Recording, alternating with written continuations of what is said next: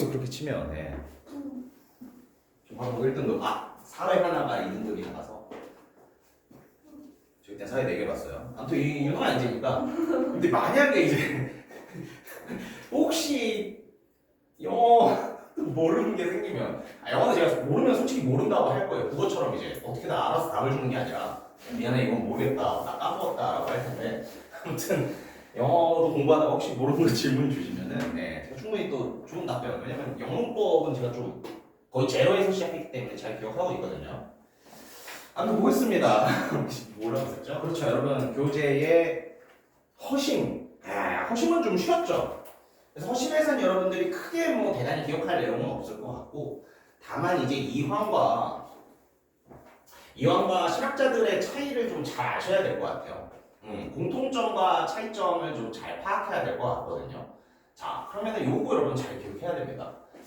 주자, 이황 비슷해요. 주자, 이황에서도 허심은 뭐라고 정의를 하고 있습니까? 마음을 비우는 거. 그렇지. 세계의 본 모습을 파악할 수 있도록 마음을 비우는 것이다.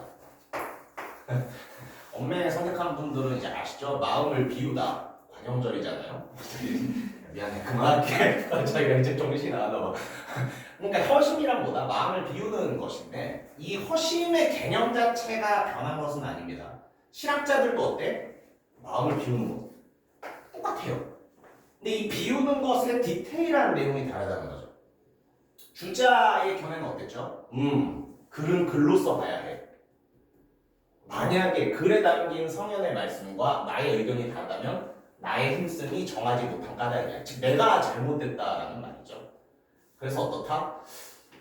글이 어떤 정답이고 나의 소견은 중요하지 않다. 그래서 마음을 비우라는 건 그렇지 나의 의견, 나의 견해를 비우라는 얘기로 세부적으로 볼 수 있습니다. 실학자들도요 똑같아. 마음을 비우지만 실학자들은 마음을 비움으로써 이루고자 하는 최종 목적은 뭐였죠? 이 부분이지. 그렇죠. 밑에서 네 번째 줄 자신의 주견이 쓰는 거죠. 네. 그래서 요 차이 허심 자체에 대한 개념 정의는 똑같다. 하지만 어떻다? 세부적인 내용이 다르다. 이 차이를 잘 알아두시는 게 중요할 것 같아요. 그렇게 보고 우리 이제 문제 간단한 거 한 2개만 풀어봅시다. 여러분들 교재에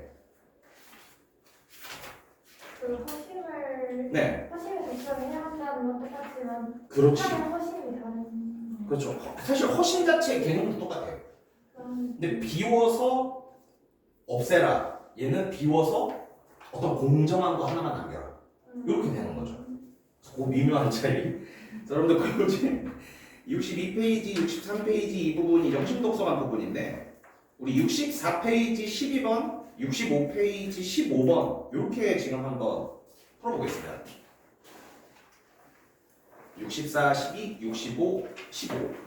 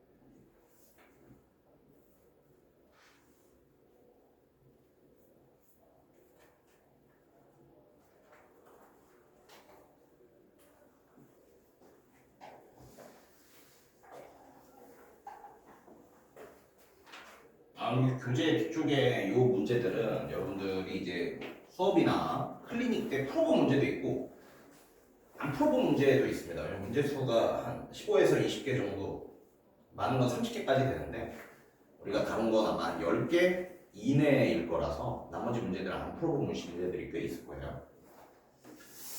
예. 그럼 12번 한번 볼까요? 나름 좀 뭐랄까 헷갈릴 수 있는 문제라고 생각이 듭니다. 정답은 이제 5번이었죠. 기존의 지식과 가연습에 얽매이지 않고 이 부분은 이제 허심의 어떤 기본 정의로 내릴 수 있겠죠. 허심의 기본 정의가 뭐였죠? 마음을 비움.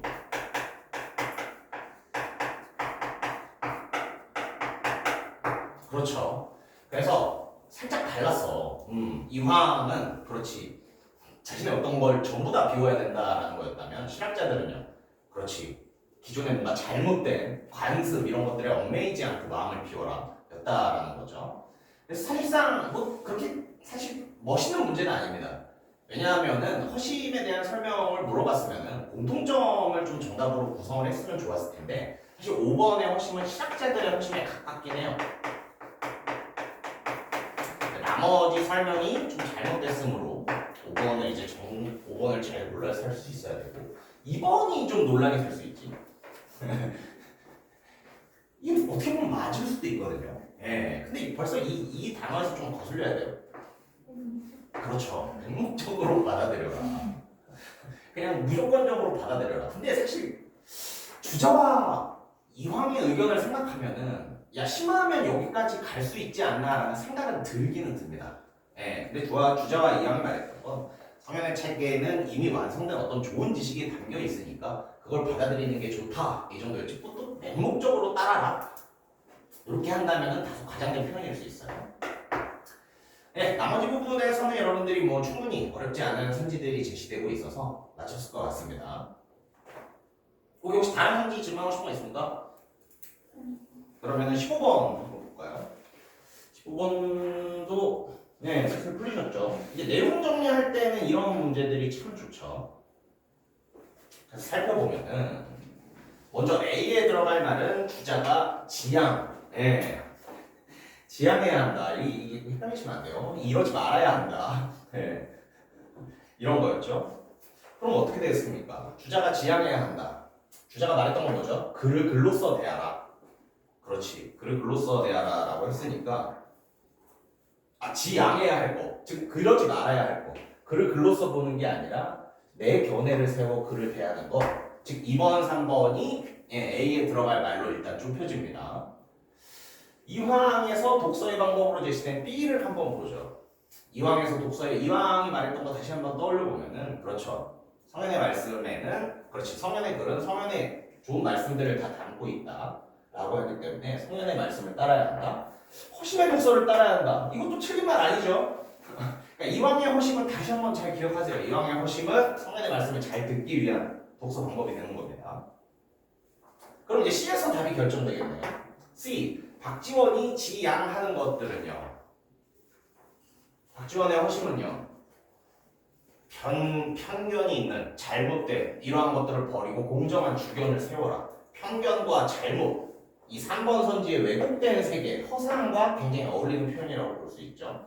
그래서 정답은 3번이 되겠습니다. 예, 그래서 이 표 자체가 어떤 내용 정리할 때 굉장히 좋은 내용이 될 것 같으니까요. 이것도 한번 잘 살펴보시고요. 예. 좀 유치하지만 예. 어떤 거요? 13번 문제. 13번 문제요. 알겠습니다. 좋아요. 뭐 얼마나 이동희 정원 여러분들 의견 적극적으로 필요하셔도 돼요. 나 이것도 한 번 더 해달라. 얼마든지 해드리겠습니다. 안 오는 사람이 많은 사람도 이해는 해. 녹화가 되고 있기 때문에. 13번 보기의 견해를 평가한 내용으로 가장 적절한 것은 보기의 견해 한번 볼까? 독서란 단순히 글자를 읽는 것이 아니다. 글 속에 담긴 의미를 파악해라. 세계의 모습을 성찰해라. 그렇다면은 이거는 굳이 이런 부등식을 만들 수 있을 거야. 그렇지. 독서를 할 때 우리는 글자에 집중한 것이 아니라 이것이 담고 있는 어떤 세계의 모습을 알아라. 그렇죠. 그러면은 이제 또 살짝 나눌 수 있겠지. 우리 실학자들과 주자와 이황을. 주자와 이황 측면에서 어떻게 되겠어요? 주자와 이황은 아마 이 글자를 더 중시할 겁니다. 왜냐면 그 글 자체에 성현의 지식이 담겨 있습니다. 실학자들은 나의 주견을 세워서 그 글을 통해서 그 글을 받아들이는 게 중요했으므로 글자 자체보다는 세계가 중요하다는 생각이 있을 거예요. 그렇죠. 그래서 보기의 어떤 부등식 구조는 이거고 주자와 이항이 중시하는 것 글자, 실학자들이 중시하는 건 세계로 봤을 때 이 부등식은 실학자들의 부등식이 되는 거예요. 자, 그럼 이 정도로 정리한 후에 선질 하나씩 볼까? 1번 윗글의 주자 이항의 입장과 맥락을 같이 하지 않게 되겠죠. 이들은 성현의 지식을 그대로 담고 있는 글자를 더 중시할 겁니다. 2번 박지원 정약용의 입장과 맥락을 같이 한다. 응? 정답 나온 건가? 혹시 몰라. 3번 윗글의 이왕의 입장과 대립되는 측면이 있다. 맞잖아.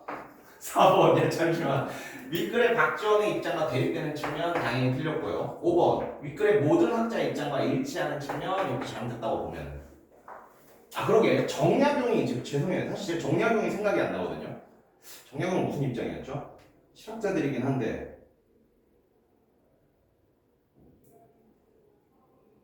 독서를 할 때 자신의 주견을 세워라. 야 그러네. 잠시만요. 이왕의 입장과 대립되는 측면. 박지원 정명. 야 잠깐만. 이번 3번 진짜 이 고민 잘해야 된다. 이왕 부분을 좀 다시 한번 생각해 볼까? 됐어. 미안해봤어. 미안해요. 이왕 글자를 중요하지만 이왕에 또 추가적인 속성이 있었네. 이왕에서는 뭐가 더해집니까? 여러분들 그 옆에 있는 부분으로 보면 1문단의 밑에서 세 번째 줄 이왕은 독서를 통해 하늘의 객관적인 이치를 살필 수 있다.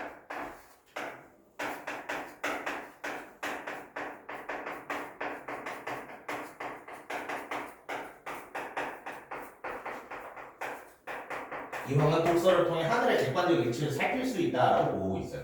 그러니까 이 글자와 세계의 부등식이 너무 좀 뭐랄까 너무 이분법적인 사고였네요. 제가 문제를 풀면서 느꼈지만 물론 이왕은 글자를 중시하겠지만 그 글자를 중시하는 이유가 하늘의 객관적인 이치를 살피기 위해서.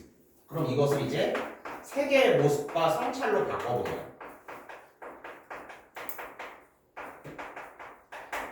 이왕은 사실 이렇게 되겠네요. 이왕을 치자면은 글자 이게 가장 적절할 거예요. 그래서 이왕의 입장과는 대립된 측면이 있다, 틀렸다. 그래서 정답 2번. 여러분 정답 봤는데 2번 아닌 거 아니야? 13번 2번 맞다. 예. 그러니까 이거는 이제 저 보기를 너무 간단하게 부등식으로 만든 거고 이왕을 조금 더 디테일하게 부등식으로 만든다 이렇게 될 것 같아요. 왜냐면 그 하늘의 객관적 이치를 살피기 위해 글을 읽는다 라는 측면 때문에. 그래서 정답은 2번이 됩니다. 진답 뺐다. 좋아요. 예, 참 이 부끄러운 말이지만 이 부모님들 보신 거 아니야? 제가 안 풀어본 문제들도 좀 있어서 지금 푸는 겁니다. 예. 그러니까 여러분 이 OX 잘 쓰셔야 돼요. 할 때 답 나왔다고 끝내면 안 돼. 항상 이 모든 살수록 이 모든 걸 검증해야 돼. 그럼 이 당연히 이상하잖아. 그럼 이제 적절한지 적절하지 않은지도 한번 살펴보고. 그럼 이 둘 중에 더 뭐가 맞을까? 제가 생각한 검증 방식은 뭐였어요? 나 그래 박지원 내용은 확실히 기억나는데 그럼 정약용이랑 혹시 내가 이왕에서 놓친 거 없나? 이런 식으로 이제 선지 둘 중에 하나를 더 좁혀갔었죠. 이게 독서의 방법론이다. 죄송합니다. 같고요. 예. 또 중요하진 않지만 중요하다. 23번의 OX 퀴즈 잠깐 보실래요?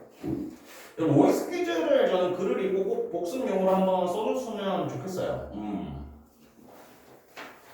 자, 23번이 은근히 중요합니다.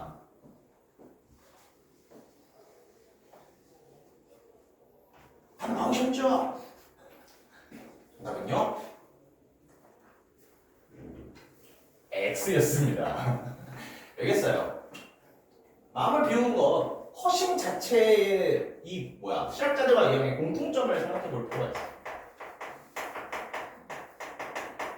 그럼 허심에 대한 정의는 사실 같았고요. 디테일이 달랐지. 하나 더. 허심은 뭐다? 독서를 위한 영어 섞어서 쓸게요. 독서서의 선열 문제라고 했어요. 성경 문제 문제란 뭡니까? 먼저 해결돼야 될 문제라는 거죠. 그래서 실학자들도 이왕도 공통점은 뭐다? 허심은 먼저 해놔야 독서를 할 수 있다. 독서를 위해서 허심은 선별 문제가 된다. 그래서 간단한 내용이지만 저는 요거 자체가 23번의 OX도 굉장히 내용 보충해 주는데 내용 이해 보충해 주는데 큰 도움이 될 거라고 생각합니다.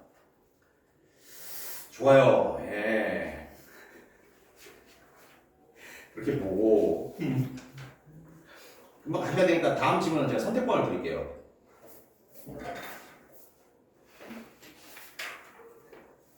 보고 싶은 질문 일단 그거부터 하고 이제 다시 순서대로 가면 되니까. 41쪽이요. 41쪽 질문 보자. 구름상자 지문이네요. 구름상자 지문 이것도 뭐 그렇죠. 이거는 사실 다 아실 거예요. 지금 무슨 말 하실지. 이거는 제가 생각했을 때는 이 실험 과정을 이해하는 게 정말 중요합니다. 잠시만요. 헷갈렸네. 여기였지. 41쪽 질문 일단 읽으면서 한번 잘 구분해 보시고요. 우리 첫 번째 실험 행동 요거 조금만 의미 좀 살펴봅시다. 혹시 더 집중해 보고 싶은 부분 있어요? 아니요. 그러면 이 첫 번째 실험 행동만 좀 살펴봅시다. 자, 여기부터예요. 1문단의 6번째 줄이에요. 그는 물이 반쯤 담긴 병에서 공기를 펌프로 뽑아냈다. 이 과정에서 공기 중에 응결액이 있을 경우 특정 팽창비에서 물방울이 생성되는 것을 보았다. 자, 그러면은 첫 번째 실험은 뭐야? 특정 팽창비에서 살짝 표현을 바꿀게요. 도달시 어떻게 된다? 물방울 구름 생긴다. 특정 팽창비에 도달하면은 물방울, 즉 구름이 생기는 겁니다. 근데 읽다 보면은 특정 팽창비 도달뿐만이 아니라 하나의 조건이 더 필요하다는 게 알 수 있어요. 그래서 이걸 결과로 보고 이걸 조건으로 본다면 지금까지는 어때요? 공기를 팽창시켜서 특정 팽창비에 도달하면 구름이 형성되는구나 알 수 있는데 이 조건이 이제 하나가 더 추가됩니다. 그게 뭐겠어요? 계속해서 이 반복되는 행동을 보자. 공기 중에서 이 응결액을 머금은 물방울을 제거한다. 이 부분은 뭐가 되겠어요? 응결액을 머금은 물방울 제거. 응결액 제거가 되는 겁니다.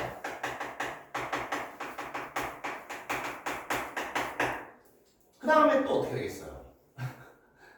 제거하고 공기를 팽창시켜 같은 팽창비에 도달 어때요? 특정 팽창비에 도달했다는 조건을 만족시켰죠. 그때 어때? 그때도 구름이 만들어졌어. 자, 그럼 이걸 계속 반복하는 거예요. 계속 반복하면은 특정 팽창비에 도달했을 뿐만 아니라 모두 있어야 응결이 되겠구나를 우리가 파악할 수 있죠. 그렇지. 계속 이 팽창비에 도달해. 계속 이 조건은 채워줘. 근데 이 반복 행동을 통해서 이제 못 달성해주는 조건이 뭐야? 응결액이에요.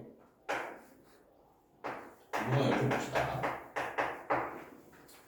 1문단 밑에서 두 번째 줄을 잘 보세요. 같은 과정을 반복했을 때 공기 중에 떠있던 응결액이 줄어들어서 같은 팽창비에서는 이게 뭐야? 조건 1이었잖아.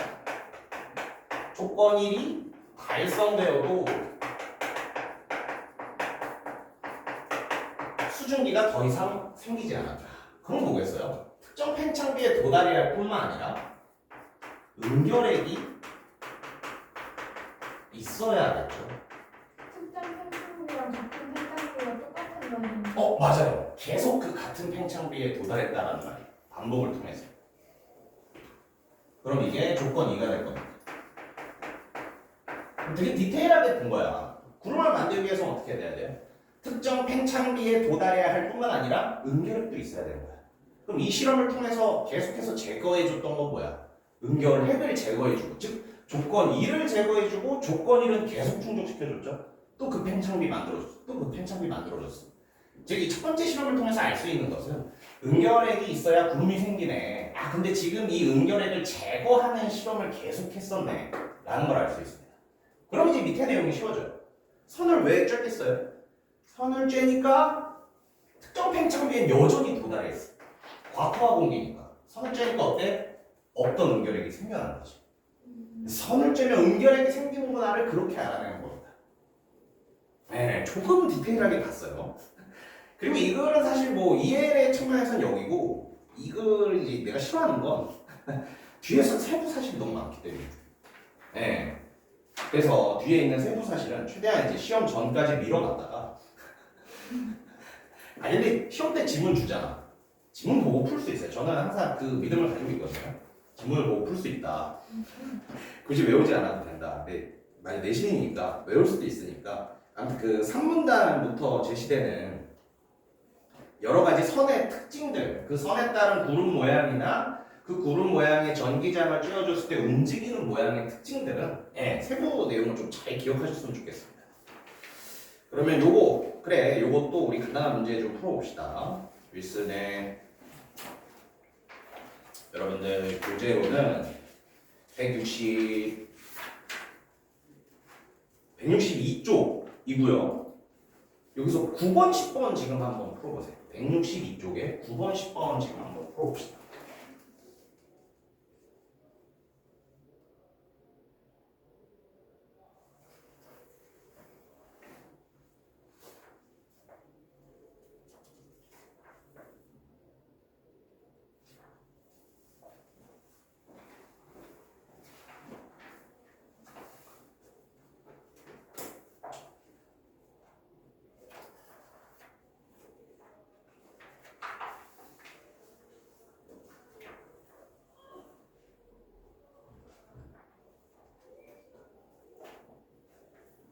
왜 9번을 풀자고 했냐면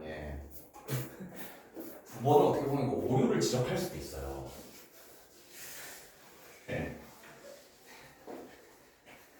난 사학과니까 역사적 사건이란 뭐야? 그렇게 거창한 것만이 역사적 사건이 되진 않거든요. 그러니까 이 B에 대해서 좀 난 지적을 하고 싶어. 역사적 사건 이거 그냥 그 누구였죠? 이 윌슨이라는 사람이 브로켄 현상을 재현하고 싶어서 잠시만요. 윌슨이라는 사람이 그렇지 산에 올랐다가 브로켄 현상을 목격했다. 이거 날짜와 시간이 제시되니까 이거 역사적 사건으로 볼 수도 있어요. 근데 다만 출제자는 이 역사에 대해서 어떤 되게 거시적인 측면을 가지고 있는 거지. 반드시 뭔가 기록돼. 우리 역사학 증문이 있었잖아요. 사료로 기록돼. 그래서 이걸 이제 X로 만든 건데 요거는 사실 조금 논란의 소지가 있다. 그래서 B를 생각하고 보시면 돼요. 그러면 답은 쉽죠?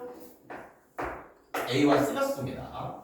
핵심 개념에 대해 정의의 방법을 사용하였다. 여기서는 과포와 수증기 같은 각종 과학 용어들에 대해서 정의를 굉장히 잘 내려주고 있어요. 그리고 영양, 그렇죠. 이거 의라고 볼 수 있죠. 그래서 정답 쉽게 구하실 것 같고 10번 문제로 넘어가 보면은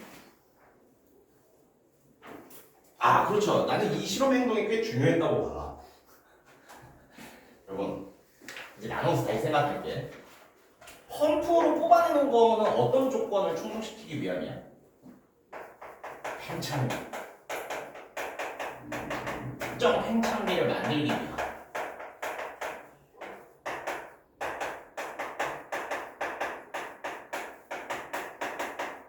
근데 제가 이걸 조건 1로 뒀었죠? 즉 특정 팽창비에만 도달했다고 구름은 생기지 않아. 은결핵도 있어야 돼. 그러면은 첫 번째 조건 펌프로 뽑아내서 특정 팽창비를 만들어냈구나. 이 과정에서 공기 중에 뭐가 있어야? 당연히 은결핵이겠죠. 그래서 이거를 조건 1과 2로 둘 수도 있습니다. 구름이 생기기 위한 조건 두 가지는 특정 팽창비에 도달해야 한다. 은결핵이 있어야 한다. 뭐야 그럼 답이 다 나왔네. 미안합니다. 아무튼 요거를 그렇죠. 여러분들 그 실험 과정을 이 두 가지 조건으로 생각할 수도 있어요. 공기를 자꾸 팽창시키는 건 팽창비에 도달해야 하기 위해서. 자꾸 물방울을 제거하는 건 은결핵을 제거하기 위해서. 오케이. 요거 받고 미안해요. 사실 이것보다도 그거 하나만 더 봅시다. 4번.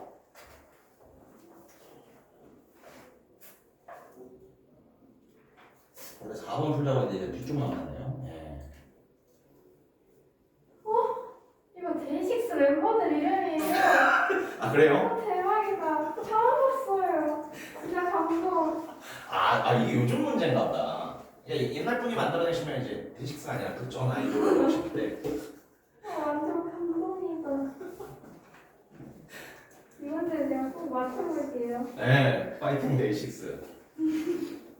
저도 예뻤어 노래 좋아합니다. 감사합니다. 그거밖에 몰라요.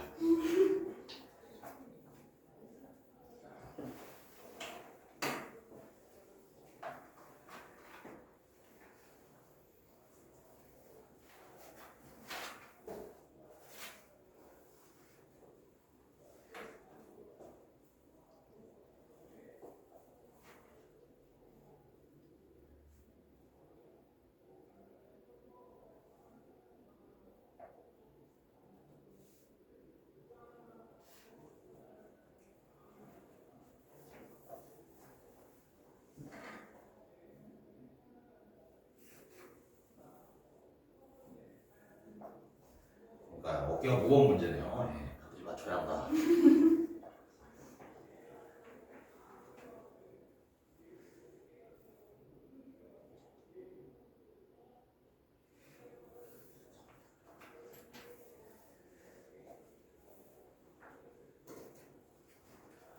우리 학생 정답 나왔어요? 아니야. 지금 너 보고 있어. 죄송해요. 비우는 거 아닙니다. 그러니까 이게 되게 좀 디테일한 문제였거든요. 학생 어때? 정답 나왔어요? 야, 고민하고 있구나. 제가 제일 좋아하는 사람이 틀렸어요. 그렇죠. 그럼 마음속으로 이 사람 틀린 얘기를 할 수가 없어. 라는 생각을 하게 되겠죠. 말도 안 돼. 예. 일단 간단하게 보자. 영현이라는 친구는요. 동국대 경영학과를 나왔어요. 그래요? 네. 동국대 경영학과. 네. 오. 동국대 그거 아시나요? 이게 아니 불교학교. 그렇죠, 맞아요. 거기 막 그 불교 수업 들어야 돼. 명상.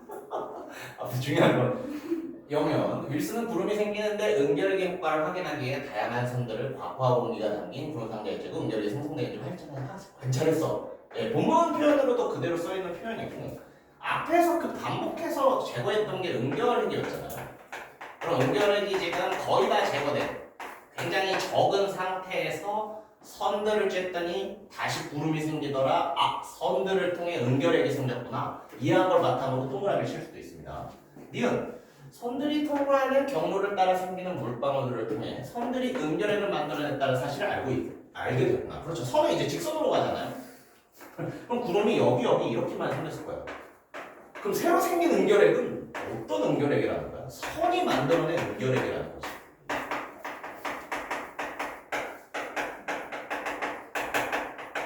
그러니까 이 마지막에 만든 과포화 공기는 은결핵이 없는 수증기였잖아요. 근데 거기에 선을 통과했더니 선이 지나간 자리만 구름 물방울 생겼다는 건 선이 은결핵을 만들어냈구나 라는 걸 알 수 있게 해주죠. 디귿이 조금 이제 걸렸을 겁니다. 음극선의 경로에 생긴 물방울들이 음극적으로 이동하는 것을 통해 음극선을 구성하는 전자가 공기 분자와 충돌해 생성된 음이온이 은결핵임을 알 수 있겠구나. 맞지 않나요? 하는데 이건 사실 과학적 지식이 있으면 알 수 있어요. 왜 물방울이 음극적으로 이동하겠어요? 전자가 은결핵임을 알아냈으면 전자 양입니까? 음입니까? 보통 우리 마이너스로 표시하잖아요. 양극으로 이동했겠죠. 그래서 사실 글 밖의 지식으로도 풀 수 있는 문제였고 본문 속에서도 양극으로 이동했다라고 나오고 있습니다. 그래서 이것도 중요해. 두 번째 행동, 제가 이제 실험으로 제시한 세 번째 행동이었죠. 세 번째 행동이 뭐야? 전기장을 만들어 본 거야. 전기장을 만들면 뭐가 생기죠? 플러스 극과 마이너스 극이 생길 겁니다. 그러면 플러스 극과 마이너스 극이 생겼을 때 이 생성된 구름들이 막 이쪽으로 움직인대. 플러스 극으로 움직인대. 그럼 이 구름, 이 은결핵의 특징은 뭐예요? 음전하를 가지고 있어. 음이온이거나 음전하를 가지고 있었다는 걸 알 수 있어요. 그러니까 전기장을 이렇게 전기장을 만들어 보는 것은 이 구름들이 움직이는 모습을 보려고 만든 것입니다. 이것도 되게 중요한 내용이었고, 근데 너무 치사했어. 그래, 응급 쪽이 아니었고, 리을. 선들이 공기 중에서 나아가면서 이온을 만들어내고 이온은 주변의 수증기 분자를 전기적으로 다루며 물방울을 만들어내는군. 여러분 이 응결핵의 의미를 생각해 봅시다. 물리 좋아하시나요? 응결핵이 이렇게 있다고 쳐볼게요. 그럼 물방울이 어떻게 연결될까? 여기를 중심으로 이렇게 연결되겠죠. 네, 듣고 계신가요?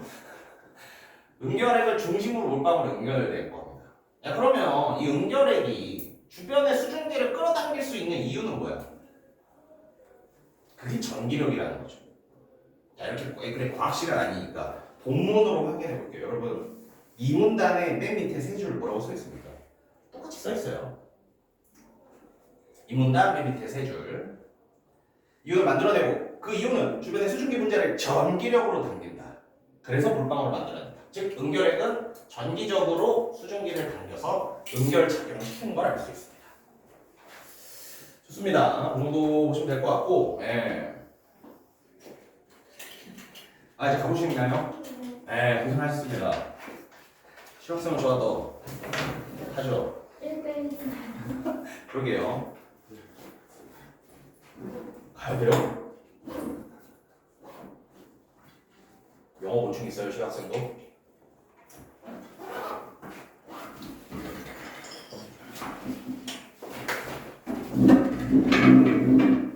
네, 수고하셨습니다.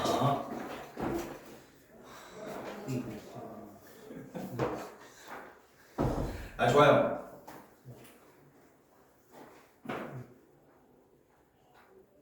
아, 예, 우리 이것만 하나만 풀어보자. 165쪽에, 네, 이것도 내용 다시 확인하는데 되게 좋은 문제야. 24, 5, 6 한번 좀 풀어보세요. OX 165, 24, 5, 6.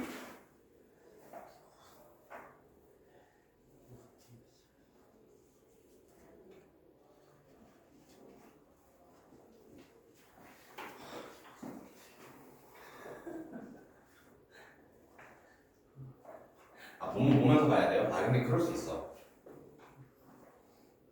165, 24, 5, 6.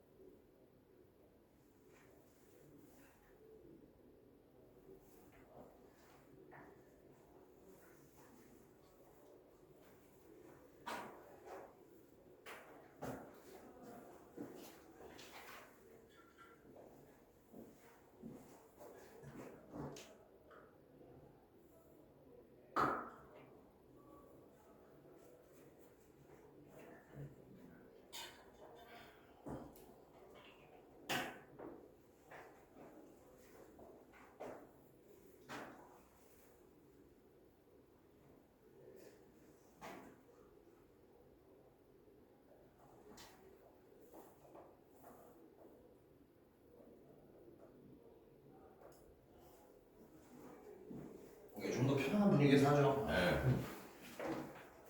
다 아세요? 그래. 아니, 근데 맞아. 그렇게 글 보면서 복습하는 거죠.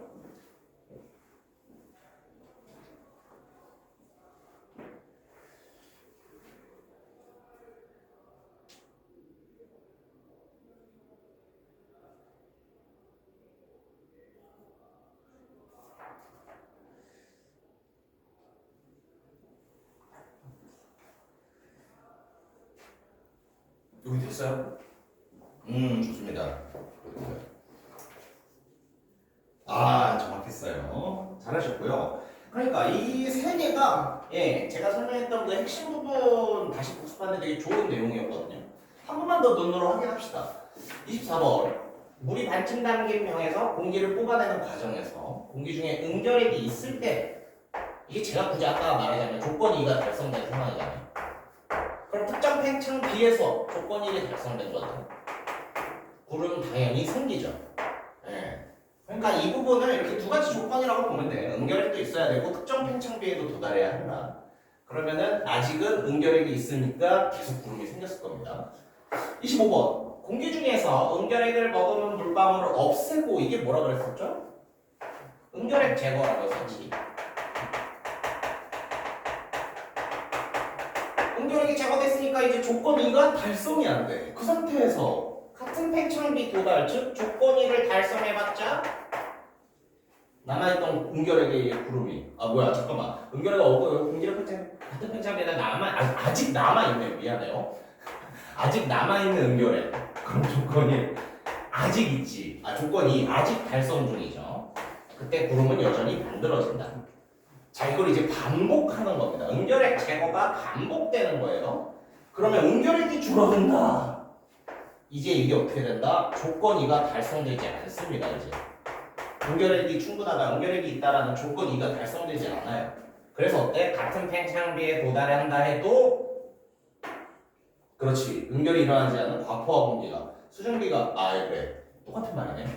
근데 여기 다 맞거든요. 어디가 잘못됐어? 그렇지. 수증기가 없는 게 아니지. 여전히 수증기는 있죠. 과포화 공기 자체가 수분을 포함한 공기니까 수증기라고 볼 수 있지. 그래서 X입니다. 네, 아무튼 요 세 개를 통해서 이 구름 실험에서는 그 정도 측면들을 굉장히 기억해 주시면 좋을 것 같아요. 좋습니다. 그럼 어때요? 순서대로 갈까? 아니면 좀 원하는 거 위주로 갈까? 알겠어요. 그래, 1대1이니까. 예. 그럼 그 지금 공부 잘 됐는데요? 이럴 수도 있잖아.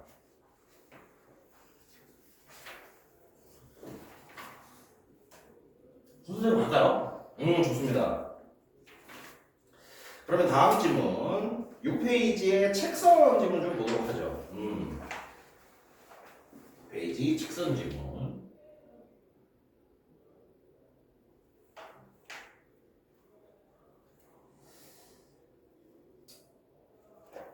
자, 이 질문에서는 그렇죠. 또 여러 가지 내용이 있겠지만 우리 여기만 한번 다시 보자. 나 지문에서 무실사상 부분 좀 다시 볼게요.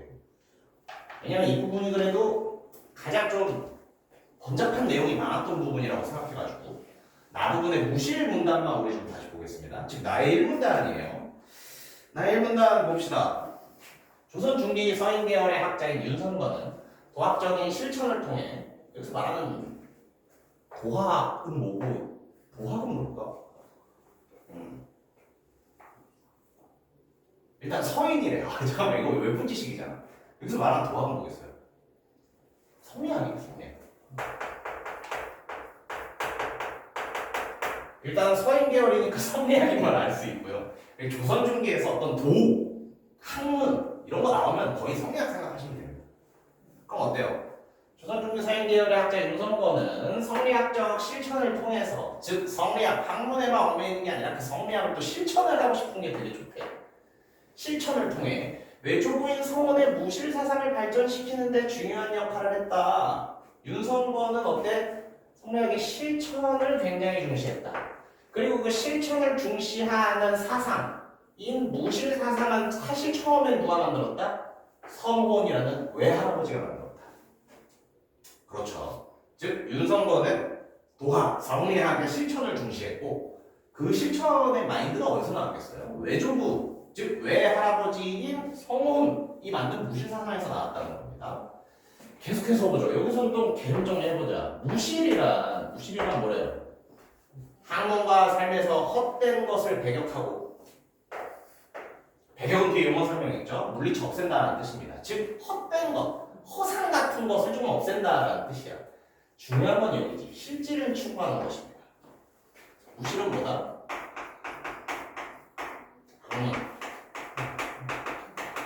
삶에서 실질 추구. 그렇죠. 계속해서 보죠. 자기 성찰과 실천을 중시한 성원의 학문적 태도를 따라서 자기 성찰과 실천을 중시한 성원의 학문적 태도. 성원은 아까 나왔었죠? 외할아버지라고. 아무튼 중요한 건 유성범은 뭐다? 성리학에 대한 이론적 탐구보다 실심의 확립을 중시했다. 그럼 또 실심은 뭔데? 실심에 대해서도 정리해야죠. 실심이 뭔지 한번 생각해보세요. 읽어봅시다. 윤석번은 마음의 성실, 진실성을 의미하는 실심이 만사의 근본이라고 얘기합니다. 즉 실심은 뭐야? 마음의 성실이면서 진실이에요. 근데 이게 어떻다? 만사 모든 일의 근본이 된다고 그러는 거야. 오케이. 그것이 실덕과 실공으로 나타나야 한다라고 했습니다. 그래서 조금 더 이제 뭐야? 나타나야 한다. 이 말을 바꿔보면은 나타난다. 발현이라는 표현이 되게 좋겠죠. 실심이 어떻게 발현되는 거야? 실심이 어떻게 나타나는 거야? 실덕 그리고 실공. 그러면서 실덕과 실공에 대한 이제 또 개념 정의가 나오지. 실덕은 뭐야? 진실한 인격의 함양을 뜻한다. 함양은 기르다라는 말이에요. 이를 위해서는 겸양과 성찰을 생활해야 된다. 실덕이란 뭐다? 진실한 인격을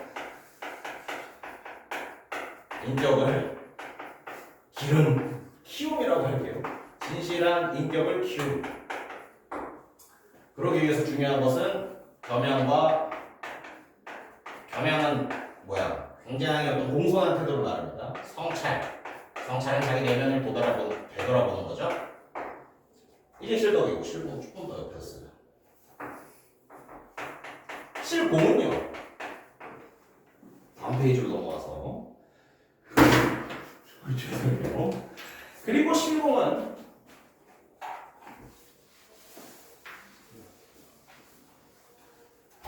진실한 노력을 실천하여 실질적인 업적을 성취함을 뜻한다.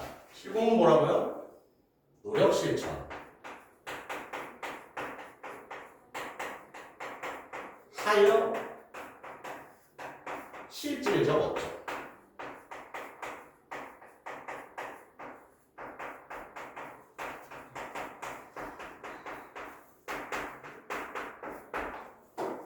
다음 실덕, 실공, 실심 중에서 뭐가 제일 상위 개념이에요? 실심이 제일 그래도 상위라고 볼 수 있지. 어떤 원초적인 거지. 근데 이걸 조금 더 구체적으로 나타나는 발현된 모습이 보고 싶은 거야. 그러니까 발현하고 구체화시키니까 이 두 개로 이제 나눠서 설명을 하는 거야. 실덕과 실공. 그럼 실덕과 실공에 대한 내용들을 잘 살펴보면 돼요. 자, 그럼 이제 각을 이 글의 전체 글과의 연관성이 책선이랑은 무슨 상관인가? 책선은 뭐다? 무실 사상을 구현하기 위한 실질적 행동이다. 그렇죠. 이 무실 사상이 뭐라고 했어요? 학문에서 실질을 추구하는 거야. 근데 무실을 위해서는 또 실심을 가지고 있어야 돼. 근데 여기 있는 책선은 이 무실 사상, 이들이 주인공인 윤성거가 집중했던 사상을 구현하기 위한 행동이래. 자, 그럼 잘 봐요. 여기서 어떤 행동이 나오는지. 학문과 의리를 실천하는데 실심과 실덕으로서 자기를 반성한다. 실심과 실덕으로 자기 반성. 하나 더. 실공의 측면에서는 부모들에게 선을 권하여 함께 분자의 영역에 이르는 것이 그 핵심이다. 책선이 뭐라고 했었죠? 선을 권하는 행위. 그럼 어때? 여기서 뭐라고 나왔어? 실공으로서 부모들에게 선을 권한다. 그럼 실공은 뭐겠어요? 실공 또한 뭐야? 실공의 수단 중 하나가 책선이 되는 거지. 실공으로서 부모들에게 선을 권해. 근데 선을 권하는 게 책선이었잖아. 그래서 어떻게 돼요? 이 복잡한 어떤 여러 관계들이 있어요. 책선이라는 건 뭐다? 즉 실덕과 실공의 방법이 다 들어있는 겁니다. 오케이, 다시 한 번만 정리할게. 두 번째 줄. 책선은 무실 사상을 구현하기 위해 실질적 행동이다. 즉 책선은 어떤 행동이다? 실심, 실덕으로 자기를 반성하고 실심과 실덕으로 자기 반성. 그러니까 책선에 뭐가 들어있어요? 실심도 있고 실덕도 있고 마지막에 뭐래? 실공으로 이 책선의 진짜 뜻 군자의 영역에 이르는 것을 착한 일을 권한다. 그러니까 윤선거의 책선에는 실심과 실덕, 실공이 다 들어있는 겁니다. 네, 요 내용 이 글에서 가장 중요했던 내용이었던 것 같아요. 좋습니다.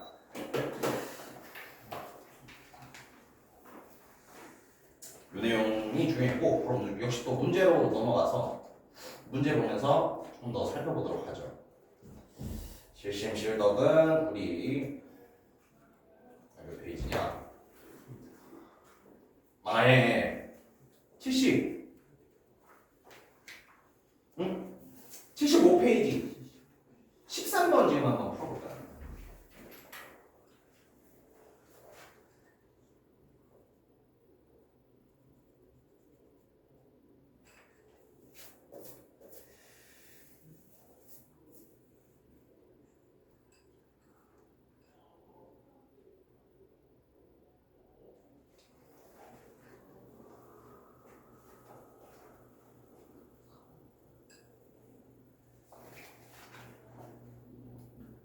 서술 방식 이거는 거의 무조건 한 문제가 나올 겁니다. 네, 그래서 좀 잘 기억하셨으면 좋겠어요.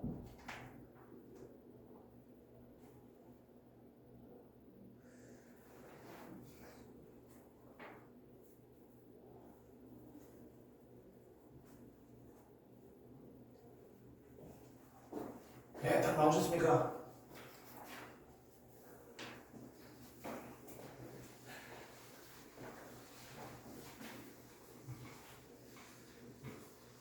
내용이 그렇게 어렵진 않았죠? 4번. 나에 사는 한 인물의 견해와 누구의 견해가 나오고 있어? 윤석열의 견해지. 그가 생각하는 뭐 실심사상 그리고 실심을 구현하기 위한 행동이 또 뭐다? 책선이다. 그가 겪은 사건 전부 다 책상과 관련된 사건이었죠? 그래서 정확한 내용으로 볼 수 있습니다. 한 문제만 더 풀어볼까? 한 문제 더 보면은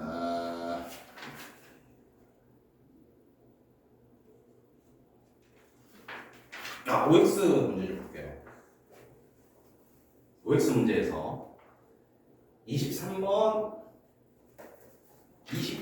23번 일단 한번 풀어보세요.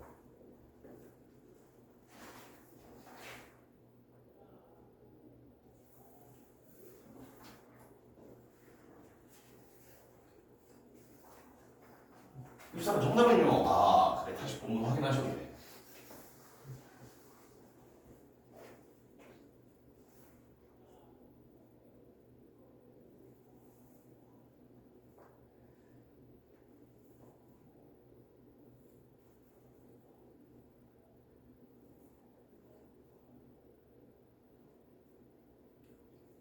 어때요? X죠? 그렇지. 성장의 핵심은 뭐였어? 책선이 간결하게 해야 된다. 그렇지. 너무 이렇게 주절주절하면은 안 된다. 그래서 설명하고 구체적 방안보다는 간결하게 해라. 이런 것들을 잘 생각해야 되는 게 이 설명하고 구체적인 거 이거 되게 긍정적인 단어로 보이잖아요. 그래서 이거 쉽게 맞다라고 생각할 수도 있어요. 오케이. 그거랑 플러스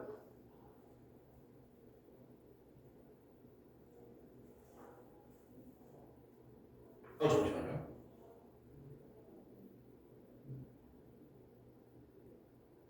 이 27번 풀어보시죠.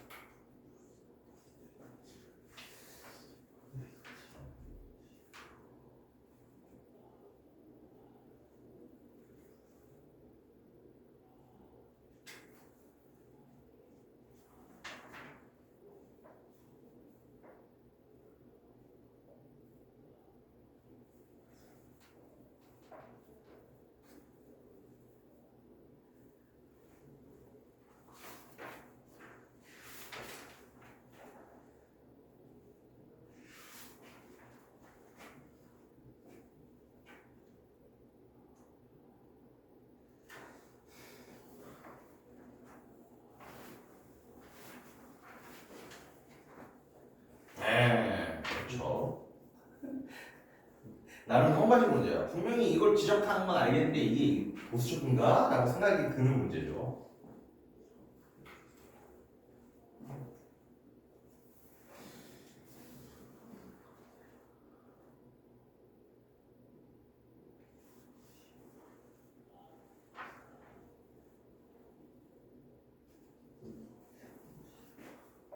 네. 정답은요? X. 그렇죠. 왜냐면은 그렇지 의견이 받아들여지지 않았던 당시 사회의 어떤 점을 지적하고 있습니까? 당시 사회는요 정당 정치 즉 당쟁이 심하던 상황이에요. 그러니까 상대당을 비판해야 되거든요. 근데 책선에서 필요한 건 뭐야? 내 잘못을 인정하는 자세. 그러면 싸워서 지금 저쪽 당을 이겨야 되는데 내 잘못부터 인정해? 그 당시 사회에서는 통할 수가 없었죠. 그래서 어떻게 보면은 당시 사회의 어떤 그렇지 당시 사회의 어떤 부분을 지적하고 있냐면 잠시만요.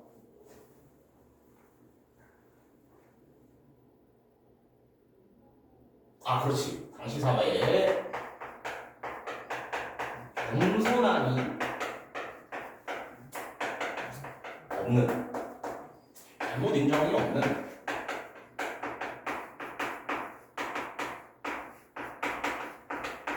이런 분위기를 지적하고 있거든요. 근데 이제 이게 보수적이냐? 여기서 이제 정치색이 들어가면 안 되는 거야. 예. 내가 만약에 진보야, 그럼 난 보수는 겸손 없지, 잘못 인정 없지 이렇게 생각하면 안 됩니다. 예. 원래 보수적이라는 건 뭐예요? 잘 지키는 사람들이라는 거죠. 예. 그렇다 보니까 이 겸손함이 없는, 즉 잘못 인정이 없는 이것은 보수와는 똑같은 표현은 아니다. 그래서 X라고 봐야 됩니다. 좋습니다. 예. 오케이. 책선까지 맞고. 형광등. 형광등 지문 좀 볼까요? 좋습니다. 형광등 지문은 그래도 최근에 해서 아마 잘 되게 기억하고 있을 것 같아요. 형광등 지문 살짝 보면은.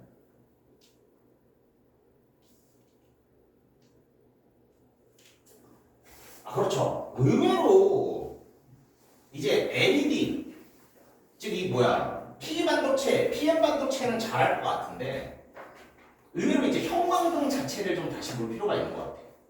네. 한번 보죠. 그렇죠. 이 수능특강 사용설명서 부분을 봐도 되고 뒤에 있는 문제 지문 부분을 봐도 됩니다. 한번 보자고요. 1문단 내용 좀 살펴보죠. 기체 등의 절연체를 사이에 끼인 두 전극의 절연체는 뭡니까? 네. 그렇지. 용어 설명에 있어. 기체 등의 절연체. 절연체는 전기가 통하지 않는 물질을 말하거든요. 그럼 어때? 전기를 사이에 낀 두 전극이 있대. 그럼 잘 생각해 보세요. 지금 형광등의 구조는 어떤 거야? 전극. 전극이 있는 거야. 근데 이 두 전극 사이에 뭐가 있는 거야? 절연체. 기체 등의 절연체가 있는 거야.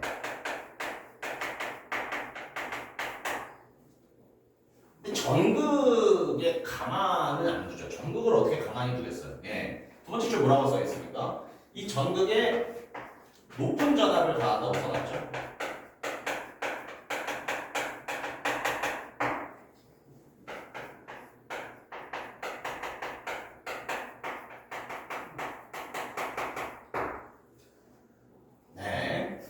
기체 등의 절연체를 가운데 두고 양쪽 전극에 높은 전압을 가하면 무슨 일이 벌어진대요? 전류가 흐른다. 그러니까요. 사실 이 전극과 전극은 떨어져 있어서 그리고 이 가운데는 전기가 통하지 않는 절연체라서 전기가 통하면 안 될 거야.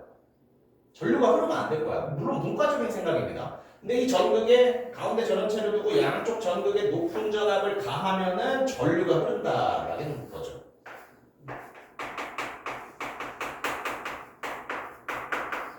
이 현상을 바로 방전 현상이라고 하고요.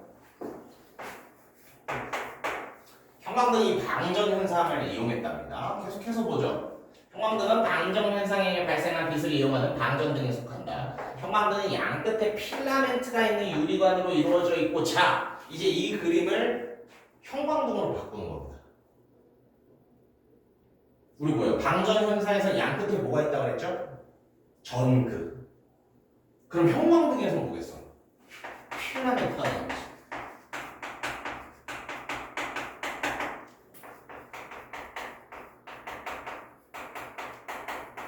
양 끝에 있는 필라멘트를 그럼 뭐라 했어요? 우리가 했던 거 봐. 양 끝에 필라멘트를 두고 가운데 뭘 두겠어요? 전연체, 기체 같은 전연체. 자, 그럼 그 설명 어디 있습니까? 유리관 안에는 수은증기와 불활성 기체들이 있다. 즉, 형광등에서 기체 등의 전연체는 수은증기와 불활성 기체가 되겠죠.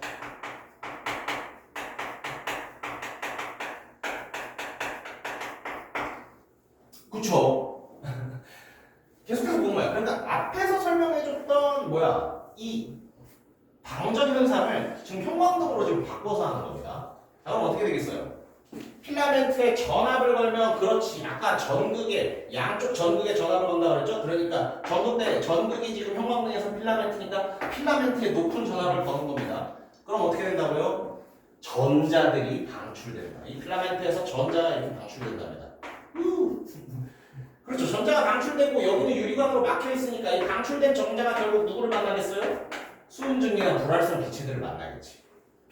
그럼 어때? 전자들이, 그렇지, 수은증기와 충돌하게 되고요. 이 충돌로 수은증기에서 빛 에너지가, 중요한 것은 자외선의 형태로 방출된다는 거지. 근데 자외선은 우리 눈에 안 보이잖아요. 그러니까 어떻게? 자외선이 유리관에 도패된 형광물질을 만나면 형광물질에서 가시광선이 방출된다는 거겠죠? 즉 어떻습니까? 필라멘트에 높은 전압을 가하면 전자가 튀어나갑니다. 그럼 전자는 이 수은증기와 충돌을 하게 될 거예요. 수은증기와 충돌한 전자는 뭘 만들어낸다? 그렇지, 자외선을 만들어내고, 자외선이 이 유리 표면에 형광물질과 닿으면 우리가 드디어 볼 수 있는 가시광선이 된다는 겁니다. 네, 그래서 오히려 형광등을 좀 잘 아셨으면 좋겠어. 네. 아무튼 그래요. 좋습니다. 그러면은 혹시 여기서 또 더 궁금한 거 있어요? 야, 이거 약간 복습해볼 때 이 부분 잘 안 읽히더라, 이런 부분이 있었어요? 괜찮았어? 네, 좋습니다. 오히려 N형평은 설명을 많이 해서 좀 쉽게 이해되셨을 거야. 근데 형광등도 충분히 한두 문제 낼 수 있을 것 같으니까 형광등 좀 잘 알아주셨으면 좋겠고요. 그럼 이제 문제로 넘어가서 82페이지에, 그렇죠, 82페이지에 2번 지금 한번 풀어보실래요?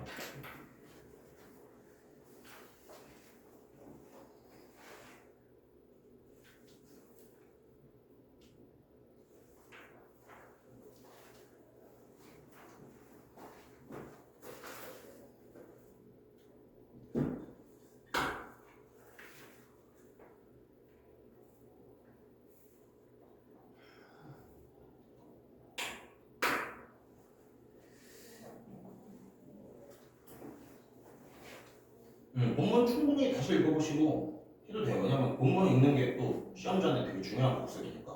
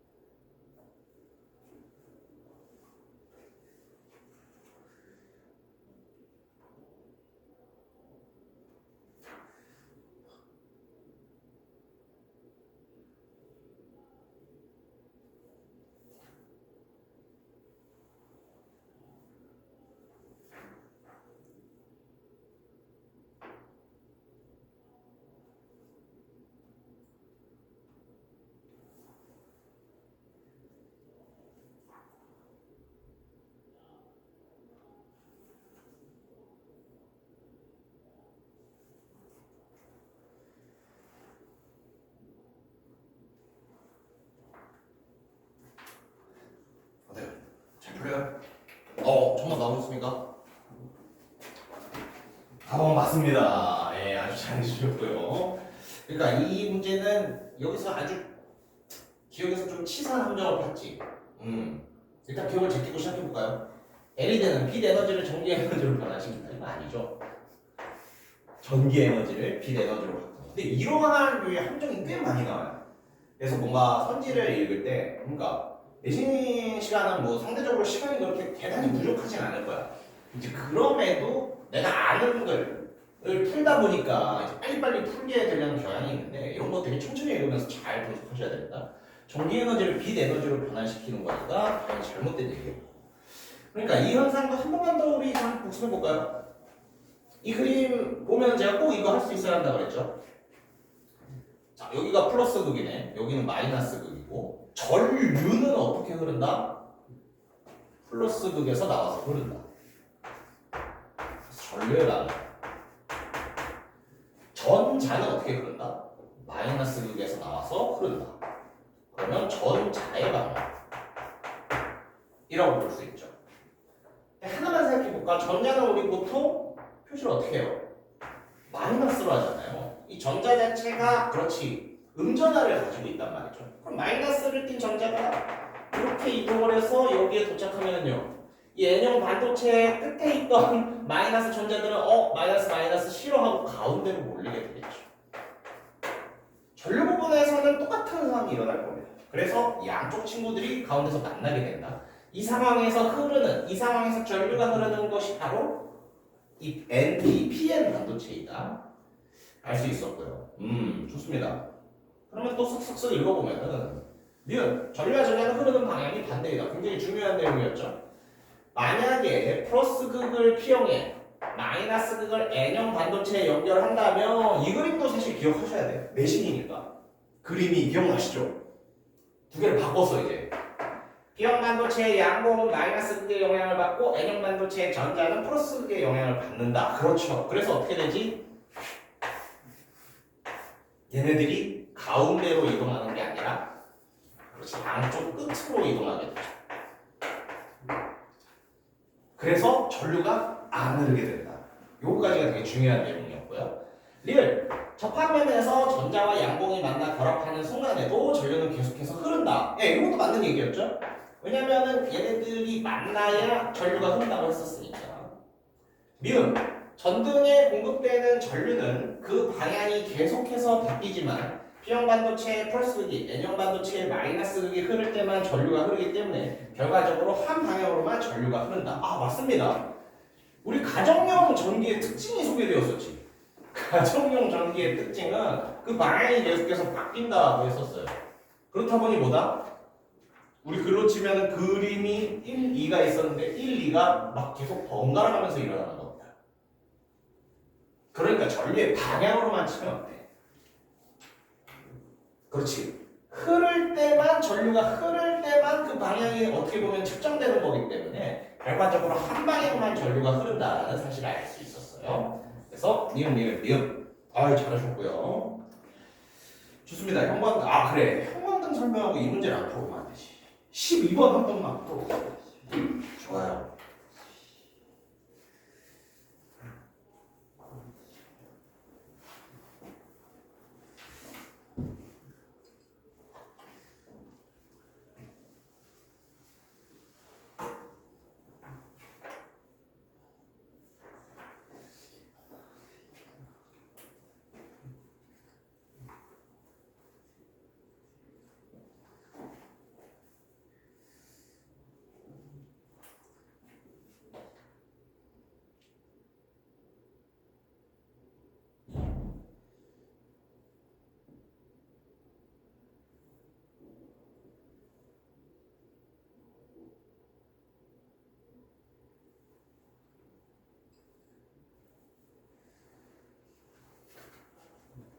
조금 나오셨습니까? 3번이었죠?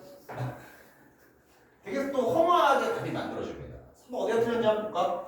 형광물질의 종류에 따라 가시광선의 색이가 아니라 색깔이 달라졌었지.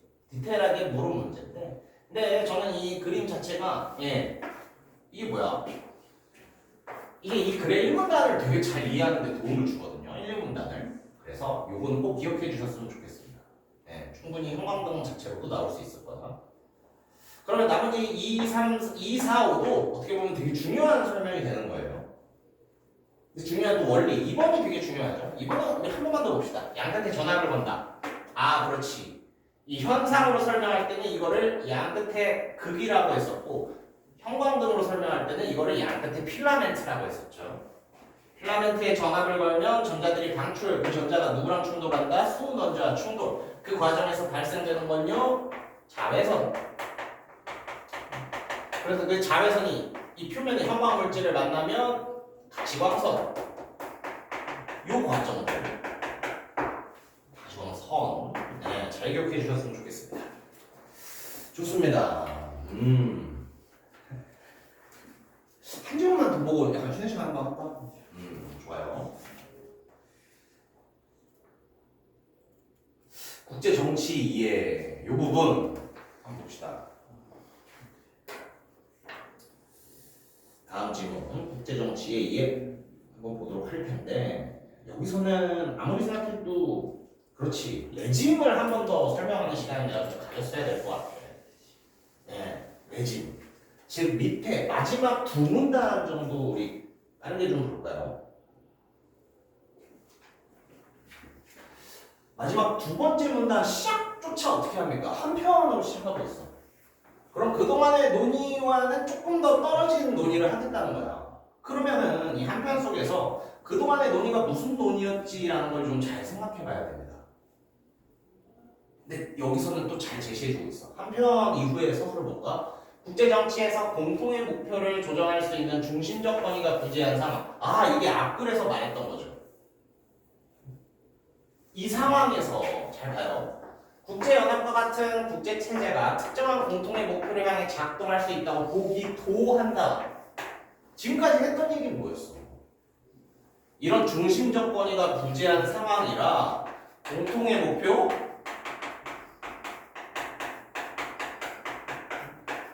이런 게 진행이 될 수가 있을까?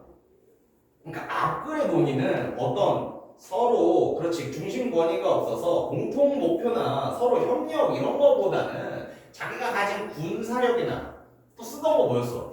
국제적인 영향력을 발휘해서 뭔가 자기들한테 유리한 걸 자꾸 한다는 식으로 얘기했어요. 근데 결국 이 마지막 두 문단에서 하고 싶은 건 뭐야?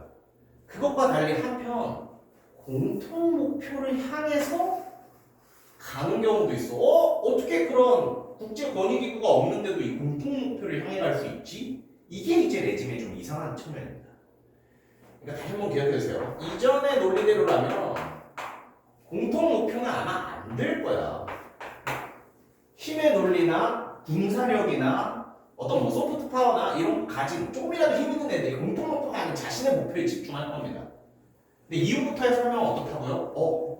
이런 상황에서도 공통 목표가 가능한 상황이 있다고. 그걸 이제 레짐으로 설명하는 거예요. 좋습니다. 계속해서 보죠. 레짐 이론. 예를 들어부터 한번 볼게요. 예를 들어 레짐 이론에 따르면 국가와 다른 국제적 행위자들 간의 권력 관계를 넘어서 그 전까지 뭐가 중요했어? 권력 관계가 중요했지. 왜 권력 관계가 중요했어요? 중심 권위 있는 그게 없으니까 그냥 조금이라도 가지고 있는 권력으로 뭔가 승부 보려고 했잖아요. 근데 그 권력 관계와 상관없이 구성원들의 행태를 교정하는 국제 공동체 내 가치와 원칙의 집합이 있대. 레짐이란 뭐라고요? 가치와 원칙의 집합이에요. 집합이긴 집합인데 어떤 집합이라고요? 권력 관계를 넘는 이게 중요하지.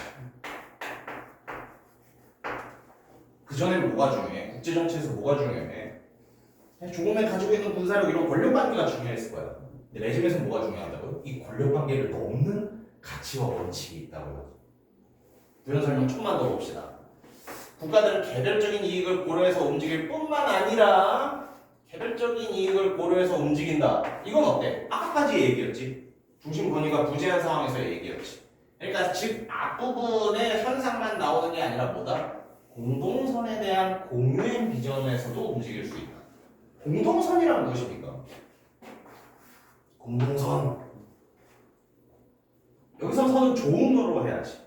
그러니까 모두 공동의 좋음이야. 근데 국제관계에서 그런 게 성립할 수 있을까? 예를 들어서 자원이 있어. 내가 먹을게. 그럼 넌 먹지 마. 국제관계에서 공동선이 되게 어렵거든. 근데 어때? 이 레짐이라는 걸 통하면 우리 함께 채취할까? 이런 어떤 공동의 뭔가 좋음을 추구할 수 있다는 거야. 그래서 레짐이 좀 특별한 겁니다. 오케이? 좋아요. 그리고 레짐의 뭐 나머지 내용들은 레짐의 어떤 세부적인 분야를 다루고 있고요.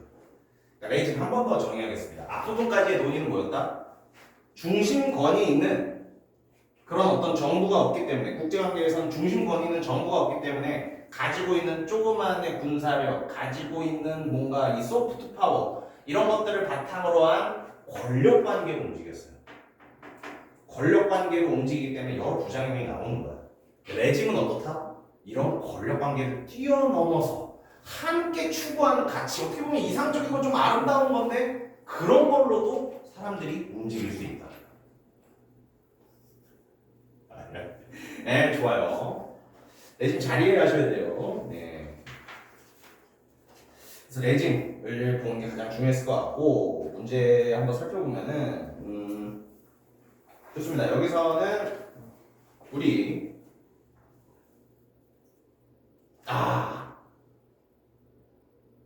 91페이지 2번 한번 지금 풀어볼까요? 2번, 4번 지금 두 개 풀어봅시다. 91페이지에 2번, 4번 지금 한번 풀어보십시오.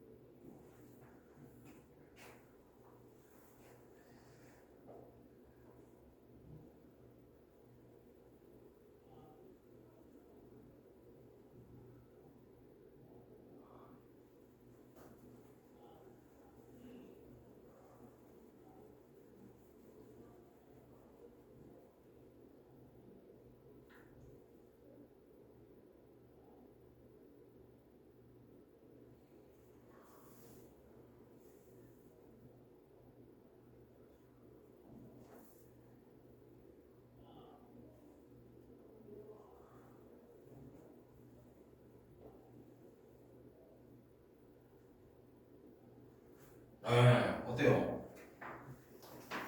알겠습니다. 좀 더 시간 드릴게요.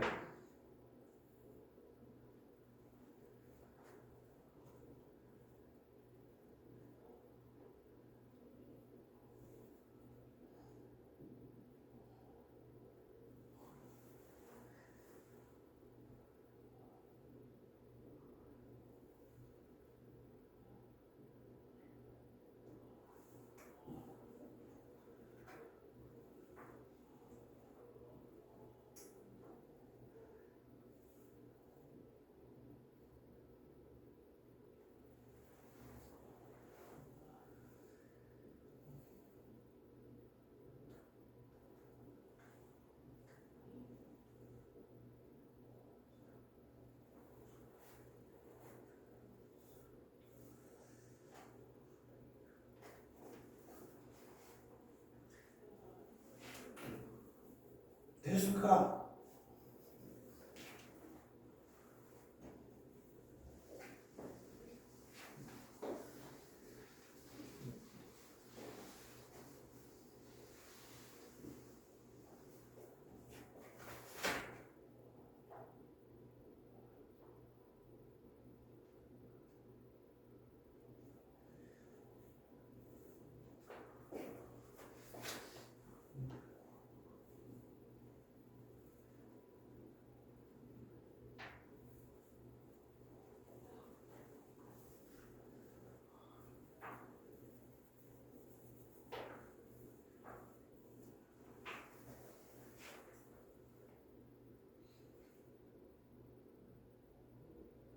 뭐가요?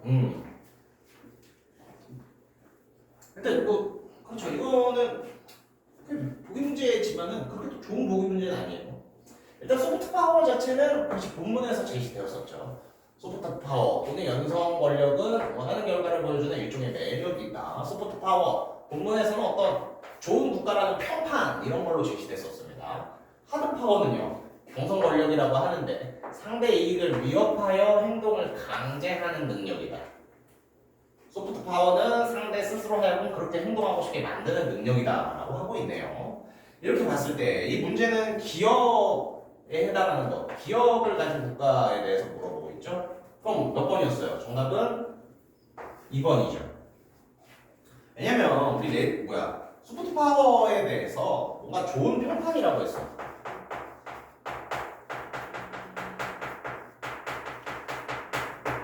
그렇죠. 좋은 평판인데 어떤 좋은 평판이었어요? 이거 한번 확인해 볼까? 다시 한번 뭔가 확인해 보죠. 아 여기네요. 그렇지. 좋은 평판인데 어떤 평판이다? 다른 국가들이 본받고 싶어하는 모범 국가라는 평판. 그러니까 이 다른 국가들이 본받고 싶어하는 모범 국가라는 평판. 이게 소프트 파워였죠. 그렇게 봤을 때 1번부터 한번 볼까요? 뛰어난 기술력을 바탕으로 우수한 경제 성장을 이뤄낸 국가, 이것도 다른 국가들이 뭐 본받고 싶은 모범 국가 아닐까라는 생각이 들 수도 있어. 예. 근데 이거는 우리 소프트 파워와 함께 제시됐던 나머지 친구들 기억해요. 그러니까 소프트 파워가 여러 가지 뭔가 항목 중에 하나로 제시됐잖아요. 국제 관계에서 이 권력 관계, 자신의 비중에 영향을 주는 요소들 한번 다시 생각해 보면은 소프트 파워랑 군사력이 있었고 경제력이 있었고 그리고 어떤 리더십이 있었지. 네, 이렇게 봤을 때 얘도 본받고 싶은 모범국가 아니야라고 하지만 이 나머지 설명 중 매칭시킬 수 있는 것들이 분명히 있습니다. 네, 경제성장, 경제력이겠죠. 3번 국제정치에 참여하지 않아도 우호적이거나 비우호적인 그렇지 이거는 잘 살 거예요. 본받고 싶은 평판이라면 우호적인 관계를 만드는 국가를 좋아할 거예요. 근데 우호적인 것도 비우호적인 것도 만들지 않은 국가? 이건 아무런 영향이 없는 국가입니다. 그러니까 이거는 사실 소프트 파워와 큰 상관이 없을 테고 4번은요 그렇지 군사력에 대한 설명 아닙니까? 5번은요 리더십에 대한 설명이죠. 이렇게 생각해서 답을 가도 되는데 그렇죠. 민주적인 정치체계 2번 민주적인 정치체제를 가지고 있고 구성원이 도덕적이다 윤리적이다 윤리적 가치를 공유한다 라는 말 이런 것들이 이제 본받고 싶은 요소가 되겠죠. 이렇게 생각하면은 2번이 정답임을 알 수 있었습니다. 4번이 아마 조금 복잡하셨을 거예요. 한번 보자. 레짐이 이만큼 좀 중요합니다. 레짐의 문제가 충분히 나올 수 있어요. 일단 1번 볼까? 레짐을 바탕으로 권력관계를 넘어서 정치행위를 교정할 수 있다. 이건 거의 본문에 있는 설명이었죠. 권력관계를 뛰어넘는 행동. 2번 이와 관련된 이론은 국가들의 개별적 이익뿐만 아니라 그렇지 그 권력관계에 의존하면 개별적 이익만 신경 쓸 텐데 레짐은요 개별적 이익을 뛰어넘어서 공유된 가치, 공동성 이런 거 있었잖아. 공동 목표 이런 거 생겼었잖아. 의해서는 행동한다는 것을 전제한다. 맞습니다. 3번 나라 간의 불균등을 세부적으로 고려하지 못한다. 맞아요. 레짐 이론으로 제시된 IMF의 예시에서 요 말 나왔었죠. 4번 레짐은 그 자체로 권력을 가진다. 솔직히 애매해. 5번 레짐은 자국의 교통발전, 환경보호, 국민주권 상승에도 적용된다. 둘 중에 하나가 답이겠죠. 근데 어떻습니까? 일단은 5번을 볼게요. 5번에서 중요한 표현은 뭐겠어? 자국의자. 근데 레짐은 뭐랬어? 어떤 공동체가 있고 그 구성원들 간에 공동된 게 있어야 돼요. 근데 그냥 레짐이 있어도 어때? 자국의 교통 발전 이건 공동이라고 할 수 있나? 그냥 일개 국가로 끝나잖아요. 공동의 의미가 아니잖아. 저 공동의 의미가 아니잖아. 근데 여기서 레짐이라는 개념 자체가 성립하지 않을 겁니다. 레짐은 공동이 중요하니까. 그래서 적용됐다, 틀렸다. 5번이 틀린 말이었고요. 그럼 4번 레짐은 그 자체로 권력을 가진다. 이거는 사실 본문에 없는 내용입니다. 그럼 본문 속에서 추론을 할 수 있는가? 추론도 사실 애매해요. 야, 이거는 사실 조금 문제가 있는 선지야. 근데 생각해보세요. 권력관계를 뛰어넘는다라는 표현은 제시되었었죠. 권력관계를 뛰어넘는 레짐만의 뭔가 힘이 있기에 그 권력관계와 상관없이 다른 국가들도 공동의 목표를 향해 갈 수 있는 거다. 이 사람은 그걸 권력으로 본 겁니다. 권력관계를 뛰어넘는 뭔가 더 큰 힘. 그래서 레짐에 만약에 그 자체의 권력이 있다면 권력관계가 통하지 않게 되는 겁니다. 권력관계를 뛰어넘었다고 되는 겁니다. 근데 애매해요. 본문 설명으로는 권력관계와 다른 제3의 힘으로 받아들이는 게 조금 더 정확하지. 이것을 뭔가 그 자체로 가진 뭔가 새로운 권력, 더 큰 권력이라고 생각하면 조금 난감할 수 있을 것 같아요. 아무튼 5번이 확실히 틀렸으니까 그렇게 근거하시면 될 것 같고요. 오케이.